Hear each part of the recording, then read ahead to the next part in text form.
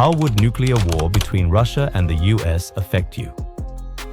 Imagine waking up one morning to the sound of your phone buzzing. Not from messages or news, but from an emergency alert that reads, "Nuclear strike. Warning. Take shelter immediately." In just one sentence, the world you knew would vanish. The skies would burn, the power would go out, and within minutes, billions of lives would be changed, including yours, even if you lived thousands of miles from the battlefield. For decades, the US and Russia have danced on the edge of this nightmare, both holding enough nuclear weapons to destroy humanity several times over. But the real question isn't just who would win. It's who would survive, and what would be left to live for. This isn't science fiction. This is the chilling reality of what would happen if the world's two biggest nuclear powers ever pressed the red button. Let's uncover how a nuclear war between Russia and the United States would affect you. Number 1. The moment the button is pressed, the entire story begins in silence. Somewhere deep in Moscow or Washington, D.C., military satellites detect an unexpected launch. Within minutes, both sides receive radar confirmation. Intercontinental ballistic missiles, ICBMs, are airborne. Each missile carries multiple warheads, traveling at 25 times the speed of sound, crossing continents in under 30 minutes. Before politicians could even finish their emergency calls, thousands of nuclear weapons would already be in the air, locked, targeted, and unstoppable. In the first wave, major military and communication hubs would be the priority. Washington, D.C., New York, Los Angeles, Moscow, St. Petersburg, and dozens of air bases and missile silos across the US Midwest and Russian countryside. Within the first 10 minutes, the world's digital network would collapse. GPS, internet satellites, and communication towers, all fried by electromagnetic pulses, EMPs. The result? Global blackout. For ordinary people, this means panic. No news, no internet, no government messages, just silence and confusion. Within an hour, the first explosions would light up the sky, each brighter than the sun, vaporizing entire cities. This isn't exaggeration. A single modern nuclear warhead can reach temperatures hotter than the surface of the sun, instantly killing millions. And even if you're thousands of kilometers away, the shockwave, fallout, and radiation clouds would soon follow. The moment the button is pressed, there's no safe zone anymore. Number 2, the first 24 hours. In the first 24 hours, humanity would enter chaos. Mass communication would fail. Governments would lose coordination. Power grids, hospitals, and water supplies would collapse in both nuclear and non-nuclear nations.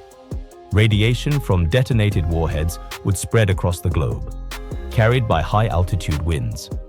Within hours, fallout particles would begin to descend like invisible snow, poisoning air, soil, and water supplies.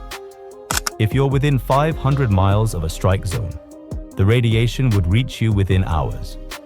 Survivors would face acute radiation sickness, vomiting, internal bleeding, and exhaustion. Hospitals, already destroyed or overloaded, wouldn't be able to help. Meanwhile, the psychological shock would hit even harder. People would loot, panic, and flee. But there'd be nowhere to run. Borders would close, flights would stop, and fuel supplies would be gone within hours. Even in countries not directly attacked, like Australia, Pakistan, or much of Europe, panic and shortages would spread instantly. Food would disappear from shelves, gas prices would skyrocket, and cities would descend into riots. In the world's first day of nuclear war, civilization itself would collapse faster than anyone ever imagined. Number 3, the months after, nuclear winter. If the first day is death, the next few months would be darkness. The firestorms ignited by nuclear explosions would send hundreds of millions of tons of soot and ash into the atmosphere. The result? A nuclear winter. The sun would dim behind a thick, dark veil of smoke. Global temperatures would drop by up to 10 degrees Celsius, crops would die, and rainfall would nearly stop. Even in countries untouched by direct strikes, agriculture would collapse. No sunlight, no harvests, just famine. Experts estimate that within 1 year, over 2 billion people could die from starvation alone. Oceans would turn colder and more acidic. Fish stocks would vanish, and even livestock would begin dying from radiation contamination.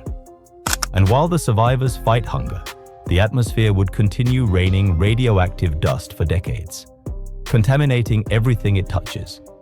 Cities would be ghost towns, rivers glowing with radiation, and skies permanently dim. It wouldn't matter whether you lived in New York or Nairobi. Nuclear winter would make the entire planet unrecognizable. Number 4. The social collapse. Societies would fragment. Governments would fall apart. Military leaders and regional authorities would attempt to maintain control. But soon, survival would become the only law. In the United States, rural areas might form self-governing zones, hoarding food and fuel. In Russia, entire regions would go silent, cut off from central command. Nuclear survivors wouldn't just face radiation, they'd face lawlessness. Looting, violence, and desperation would define daily life. Medical systems would vanish. Antibiotics, insulin, and even basic painkillers would be priceless. With the world's supply chains destroyed, even simple tools like batteries or fuel would become treasure. For many, the mental toll would be unbearable. Not just fear of death, but of living through the end of civilization. And while some nations might try to rebuild underground bunkers or safe zones, those shelters would soon become prisons. Overcrowded, disease-ridden, and unsustainable. Humanity's greatest technology, the power of the atom, would have become its greatest curse. Conclusion: the global aftermath. Years later. 5 years after the war, the Earth would still be covered in ash.